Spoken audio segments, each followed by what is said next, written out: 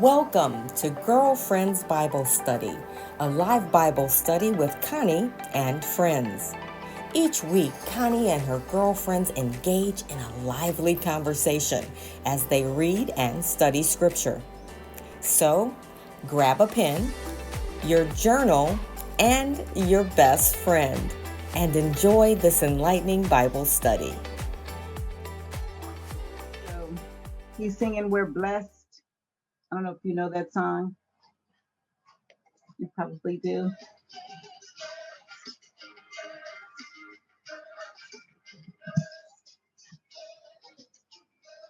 So hopefully you're praising the Lord with me.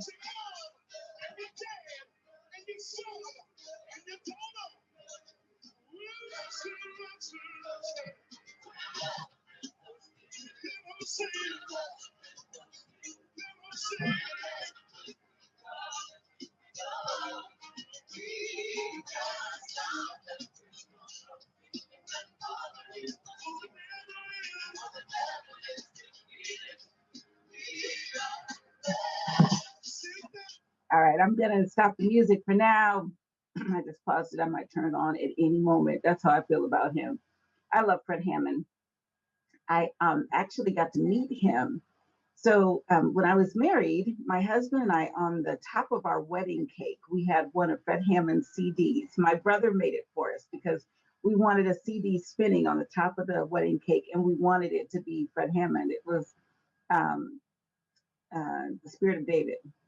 So, but it was standing up and spinning on as a cake topper. My brother and his ingenuity. And so apparently one of Fred Hammond's backup singers lived next door, I think, or down the street from my sister.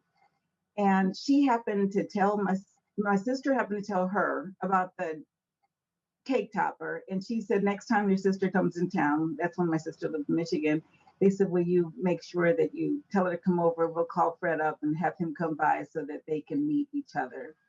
And so that's what happened.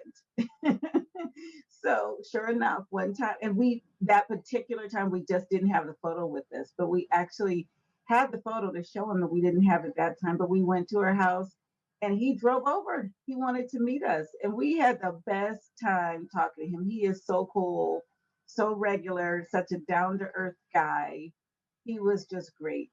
He was really great. And so we got to talk about our favorite songs and, all of that. He's just regular guy. I've loved him even before then, but I loved him even more after that. He's just a really good guy.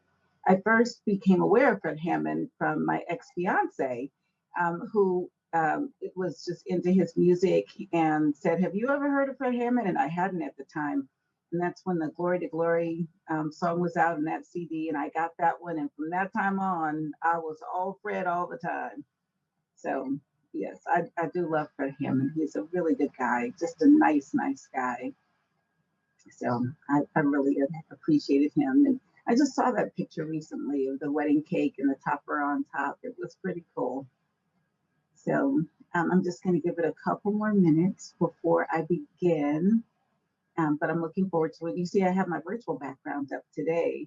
I decided to do something warm and cozy because right now, I don't know if it's the same for you guys. It depends on where you are. I know in California, this is not the case, but here we have snow on the ground. We got snow, we've got ice. My car is covered in snow and ice, and I love it. I love it. It looks like it does in the background of my picture. It's like that. It's lovely. It's beautiful out here right now. I love the brisk weather. I'm a cold weather kind of girl. I know a lot of people, especially those who were born in the East or the Midwest, they fled and moved to a warmer climate, whether it's Hawaii, like my brother, or, California, like so many friends and family members have done. And I get it. I get people liking the warm weather. I love the sun. I have no issue with the sun, but I like all the seasons. I like when it's thunderstorming. I like the snow. I like sunshine. I don't do really well with super hot weather. And some people, one of my dear friends, Jenny, loves it to be super hot. She said, "Oh, I like it. The hotter, the better." And I'm like, "Oh, Lord Jesus, no, no, not me." Not me. I don't perspire that much. So when it gets too hot, I go down. I just pass out. My body doesn't cool itself off. It says, we have to shut down. We're overheating. So just the same way as your car would shut off when it overheats if it doesn't cool itself down, that's me and my body. So I don't do real well with super hot weather. Um, but I do love the cold. I love the snow. I love winter clothes and fall clothes and things like that. It's the little stuff. So it is now officially 7:30. I am on time. I've talked my first 5 minutes about music and weather and backdrops and all of that. And now, welcome to Bible Study Live with Connie. It's so good to have you here. We have been talking about how there really is nothing new under the sun, that we feel like we're dealing with new things. These are modern day problems. Nobody had these problems back in biblical times. And I was that person challenging God that day in my car saying, Jesus, you don't even know about the problems I'm talking about. You didn't work in corporate America like I am. You don't know these challenges. And he's like, try me. And I started listing stuff. And as fast as I could list it, he was giving me scriptures to look up to deal with the things that I felt like only I was dealing with, or only people in, the 20th century, the 21st century were dealing with. It's not true. It's not true. These things, I mean, even the pandemic, they had pandemics in the Bible. They had plagues. This is a plague. They had plagues in the Bible. None of this stuff is new, as much as we want to think that it is, or these are problems unique to us. Mm-mm. So this week we're talking about panicking under pressure. Panicking under pressure. It's interesting. I don't typically panic under pressure, or like if I'm in an accident or some kind of emergency happens, I normally am very, very calm. In the moment, I'm very calm. My brain goes into like hyperdrive and I think clearly. It's almost like my brain slows time down so that I can think fast and stay calm and handle it. I've had to deal with a lot of crisis management situations, even in my jobs as a flight attendant. One time, this lady said she had a bomb on the plane, and so I had to handle that. And we had some law enforcement people on board that I had to contact, and the captain and police were contacted. She got arrested as soon as we landed. It was a lot, but I had to stay calm so that the passengers didn't panic. Now, those sitting around her where she was yelling her stuff, um, there were those passengers, they knew. They were the ones who informed me. So my sister is here today. So hello to my sister. Um, my sister's not feeling well, so she's not coming on screen today, I don't believe, but I'm saying extra prayers. We're going to say extra prayers for her during Bible study that she feel better soon. That's my sweet sister. Thank you, sister, for supporting me, but always being here. I appreciate it. So I was telling them I have my virtual background up because it's snowing outside and I wanted it to feel all toasty like it. Well, it's not snowing. Oh, she gave me a hurt. It's not snowing right now, but there is snow outside on the ground. It's lovely out there. So anyway, we were talking about panicking under pressure and how that's nothing new either. That's something that Jesus was very aware of, how we can panic under pressure. And he gives us examples of how to handle it. And that typically I don't panic under pressure, not like kind of external, crises happening. Then not so much. One of the things that happens that's interesting is after the emergency has passed, that's when I feel the emotion of it. That's when I feel it. Once everything has kind of come down, my adrenaline's returning to normal, then sometimes I'll emote. I'll burst into tears, just releasing all the emotion I just felt and held in. I've had that happen a couple of times from, car accidents where I stayed calm during the accident. Everything was fine during that. But then after everything was fine, everything was resolved, all of that, then I burst into tears. That's happened a few times. And that's different. That's different than panicking, like, we're going to perish. Help us, Lord, which is what we're about to read about right now. I typically don't do that, although I know folks who do. Sometimes that's just where they are. They can't handle the pressure of what's going on, and there's some panicking under pressure. So So I don't know. In the comments, you can put what kind of person are you? Do you stay calm under pressure? Do you react to it in the moment? Do you react after? Do you not react at all? I'm curious to know. So in the comments on Facebook, feel free to share how you respond to pressure. But let's take a look. We're going to read two scriptures tonight. Both are in Matthew. The first is in Matthew chapter 8, and it starts with verse 23. Put my glasses on so I can see these verses. All right. So it says, I'm reading out of NIV version. Then he got into the boat, and his disciples followed him. Talking about Jesus. Without warning, well, without warning, a furious storm came up on the lake so that the waves swept over the boat. But Jesus was sleeping. The disciples went and woke him, saying, Lord, save us, we're going to drown. He replied, You of little faith, why are you so afraid? Then he got up and rebuked the winds and the waves, and it was completely calm. The men were amazed and asked, What kind of man is this? Even the winds and the waves obey him. So, I use this scripture a lot when I'm talking to friends because I think about the fact that he was sleeping. And number one, he's God. So if first of all, they're following him because they believe who he says he is. They believe him. So knowing who he is, the miracles he can work, and the fact that he's sleeping should have been the first clue. And then they go to him and say, "We gonna drown." And he's just like, real, y'all, really. First of all, I'm on the boat. Let's start with that. I'm with you. Second of all, you have no faith whatsoever, just none. And just wind, waves, calm down. And then he probably went back to sleep. He just stayed calm. He dealt with the issue at hand, but without reacting. Here's another thing about that. Things that stress one person out don't stress somebody else out. Like my sister knows. If I see a bug, there's a certain volume that my voice reaches. And there's a squeal that might occur. Gina can see that same bug and say, Hey, I hear on the phone sometimes, is that a spider in that corner? Just like, did she just say, is that a spider in that corner? Yeah, I don't respond that way. I mean, a spider, I can normally handle a spider, but when we start talking about sprickets, bees, wasps, hornets, anything with a stinger, and sprickets, no. Mice, yeah, just stuff. Snakes, no. Lizards, come on now. But Gina can say, oh, look, a lizard.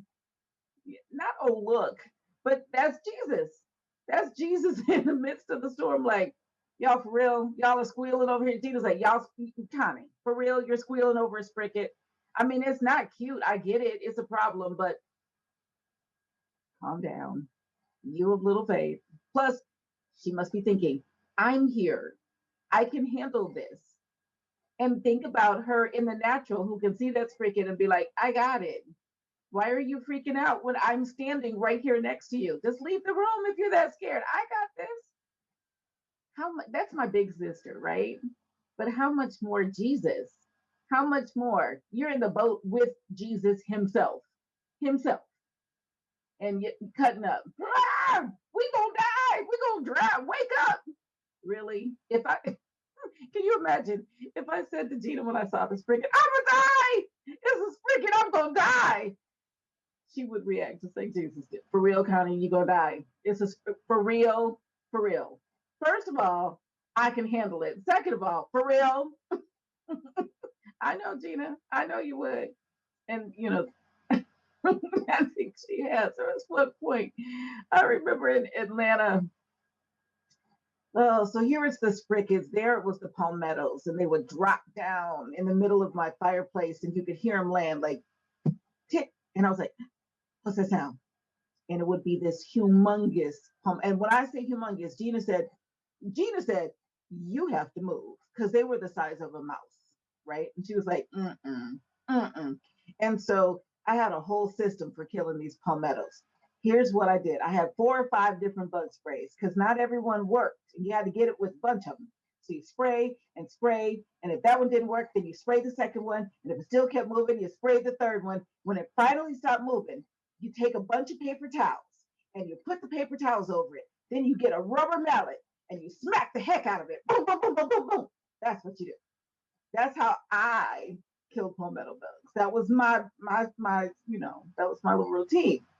So what had happened was we got one while Gina was there, and I'm passing this, bug spray to her like, surgical, precision.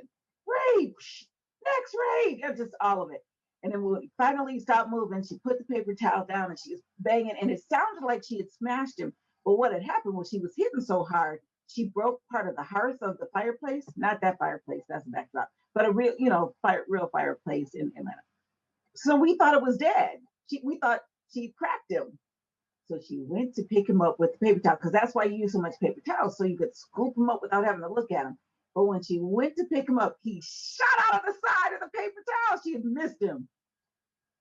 Do you know how loud I screamed? And Gina turned around and she said, "Stop screaming." Like, but she was like, "You are not helping this situation." I was certainly panicking under pressure. Without doubt, she told me, "Stop screaming." It's like, okay. And so then we did finally kill the thing. And oh, so funny. So we still talk about that, because that was the situation. People say, "You're gonna have to move, because that is not okay. These things, not okay. These are too big." She kind of feels that way about the crickets too, because they are quite something. I found those first ones after I moved in, and she came to visit me in December, I think. She had come to visit, and I said, "I haven't been back down to the basement since." We went down there. I think she killed 4 at one time, not in one hitting, but she was like, "There's another one. There's another one." I mean, they are something. Yeah, these spider crickets, it's not for the faint of heart. It really isn't. I can't with those. All right, here's your second scripture. It is Matthew chapter 14, verses 22 to 33. So here we go. Same kind of situation. Panicking under pressure. Immediately. I love all these immediately. Suddenly, without warning. So immediately, Jesus made the disciples get into the boat and go on ahead of him to the other side, while he dismissed the crowd. After he had dismissed them, he went up on a mountainside by himself to pray. When evening came, he was there alone. But the boat was already a considerable distance from land, buffeted by the waves because the wind was against it. During the fourth watch of the night, Jesus went out to them, walking on the lake. When the disciples saw him walking on the lake, they were terrified. "It's a ghost," they said, and cried out in fear. "Ah, save us, it's a ghost." Holy smokes. I love how the men were crying out in fear. See, they tease us women about this. These men are cutting up. Everybody can be afraid sometimes. So don't be moved. Men, if you get scared, it's all right. Back in the Bible, they were hollering, "We gonna drown. It's a ghost." All of that. Okay. But Jesus immediately said to them, "Take courage. It is I. Don't be afraid." "Lord, if it's you," Peter replied, "tell me to come to you on the water." I love his boldness. He tried. He started out. He tried. "Come," he said. Jesus was like, "Come on. It's me, so come on." Then Peter got down out of the boat, walked on the water, and came toward Jesus. Here's the issue. But when he saw the wind, he was afraid, and beginning to sink, cried out, "Lord, save me." Immediately, Jesus reached out his hand and caught him. Same statement. "You of little faith," he said, "why did you doubt?" And when they climbed into the boat, the wind died down. Then those who were in the boat worshiped him, saying, "Truly, you are the Son of God." I've heard many pastors preach this message as well. It's really an important one. When he saw the wind, meaning he stopped looking at Jesus. He took his eyes off of Jesus, and started looking at the wind instead, when we take our eyes off Jesus and start looking at the challenges instead, the shortage, the debt, the sickness, the issues, the all of that, when we lose sight of our focus and we're like, but look at these bills. Okay, let's not look at those bills. Let's not look at. We know they're there. We don't have to just look at them and get consumed by them as Peter did with the wind. Even if he was like, wind, I see you, but I'm watching Jesus. I'm gonna stay there because I'm still walking on water. As long as I look at him, I'm walking on the water. That helps me in terms of not panicking under pressure. Part of it is knowing that the things that I consider pressure filled don't even bother some people. Let's break it. Gina may not like it, but she doesn't freak out about it. If she saw a mouse, she might jump because she wasn't expecting to see it, but she wouldn't freak out. She probably wouldn't even kill it. She'd capture it and get it outside. She's a good soul. She is a good, kind soul. But the things that maybe make her afraid are things that maybe don't make me afraid. We all have different things that cause us to panic under pressure. And for some, those things don't bother them. And for others, they do. But recognizing that when we're focused on that fear, when we're focused on that panic, that issue of, I've learned, like with bees, when bees come at me, as they often do, I do this. I cover my eyes and my ears because I don't want to hear them either. But I cover my eyes and ears because I know if I look at it, I'm going to start flailing and panicking in a way that will likely get me stung. So I just hold still and cover my eyes so that I don't focus on what I shouldn't be focused on. And that's really the point. It's the focus. What are we focused on? Are we focused on what we're afraid of? Or are we focused on who we should be focused on?